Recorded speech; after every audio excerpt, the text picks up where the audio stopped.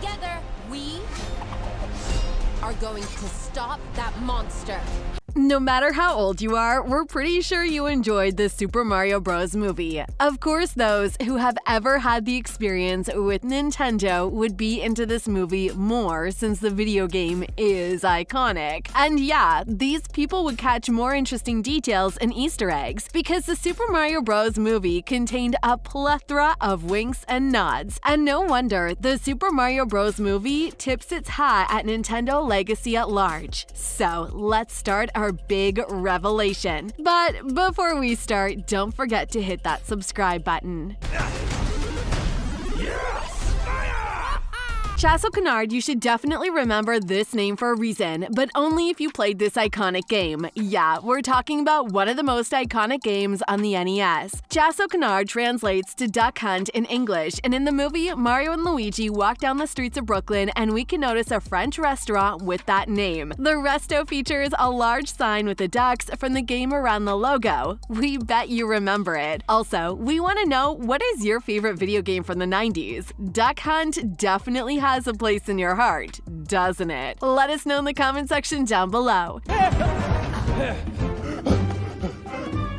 The Super Mario adaptation is filled with so many NES-era Easter eggs, and we definitely have to start with an iconic vehicle from an SNES game. This vehicle was an essential tool for Star Fox and his crew since the beginning, and you'll spend most of your time piloting one in most of the games in the series. But where can you spot the car in the movie? Right in Mario's room. You have to watch the film carefully, especially the moment when Mario returns to his bedroom after a disheartening meal with his family. This scene tells us a lot about his hobbies, and you can definitely spot this vehicle on top of Mario's TVs. Have you noticed it?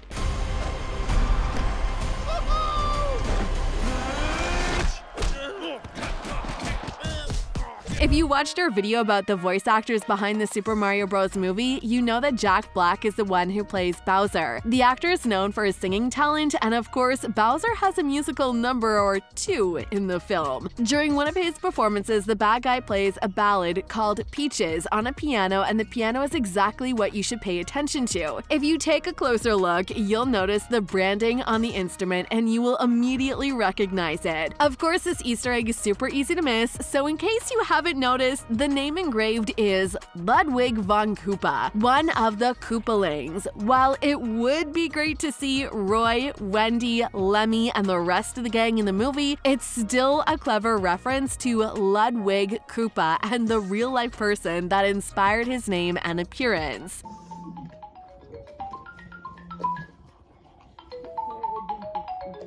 Hello, Super Mario Brothers! We know most of you like visual Easter eggs, but there's also one audio clue that you'll definitely recognize. Well, there's plenty of them, but this one is the most noticeable. We're talking about Luigi's ringtone. Yeah, he has a startup sound from the GameCube as his ringtone, and you'll definitely agree that this sound is iconic. And we do like that Luigi uses it as his ringtone. And what about you? Does it make sense to you? Let us know. Mario never says no, and never is mean or cruel or vicious or, hurtful. You may not know it, but Charles Martinet is the man who voiced Mario since the 90s. So it would make sense if he was involved in the film somehow.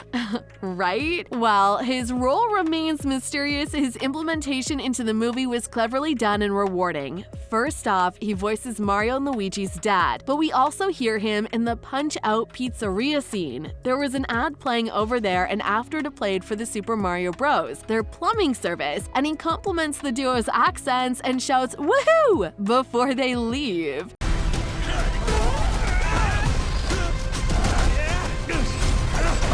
We don't know how the movie creators decided which game would have more screen time, but it looks like Punch-Out video game was kind of a priority. While some games like Duck Hunt and Star Fox only have a single Easter egg hiding in the movie, Punch-Out has an entire building dedicated to the series. We have already mentioned the Punch-Out Pizzeria, and in this place, the whole interior is plastered with posters of iconic characters like Bald Bull and Glass Joe. Moreover, this is the first place we see the Mario Brothers in the movie, and we think it was such a great idea to start their journey from this venue. Oh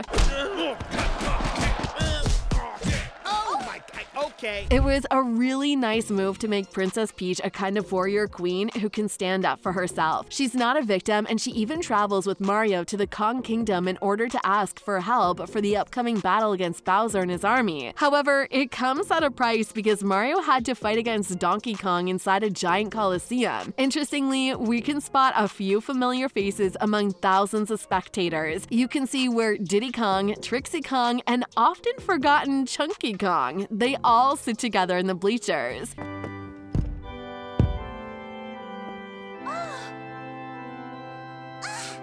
It's no secret Bowser's tried all possible methods to get the Mushroom Kingdom, and one of the methods was to make Princess Peach marry him. The only problem with this plan is that Princess Peach wants nothing to do with him, so he captures her countless times to force her by his side. In Super Mario Odyssey, Bowser tries to marry Peach, and you can see him wearing dapper attire, and he wears the same suit at the wedding in the Super Mario Bros. Movie. Of course, he's portrayed as a ruthless antagonist capable of destroying anything, but maybe he's just a lonely guy who wants love and attention.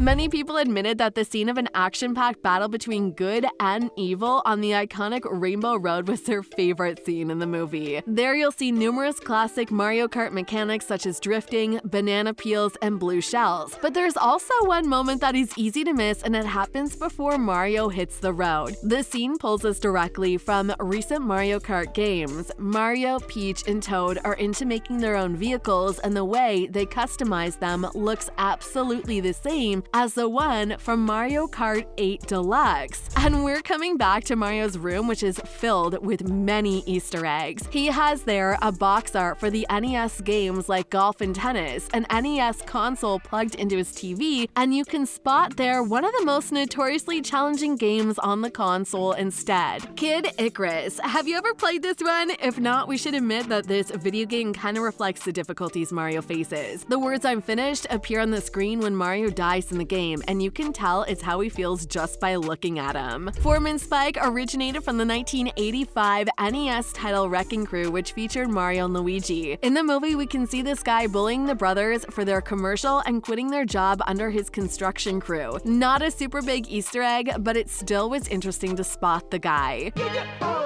For super service, call or text Super Mario Bros. Plumbing today. This lady appears when Mario and Luigi watch a news broadcast about a major plumbing issue in Brooklyn. She is the mayor of the city, and her name is Pauline, but not many people know that Pauline is actually the original damsel in distress from Donkey Kong. This is probably the most obscure reference in the movie, and it gets a surprising amount of time. A lot of Mario's final fight with Bowser takes place on the street adjacent to this hardware store, whose logo and slightly tweaked name comes from this little-known character. This was the mascot for the Japan-only Famicom Disk System. This console peripheral, whose games come on floppy disks that looked like it itself, never made it abroad. Are there any other details that we forgot to talk about? If yes, let us know in the comments, and also tell us your thoughts on the movie itself. Did you like it? Thanks for watching, and we'll see you in the next episode.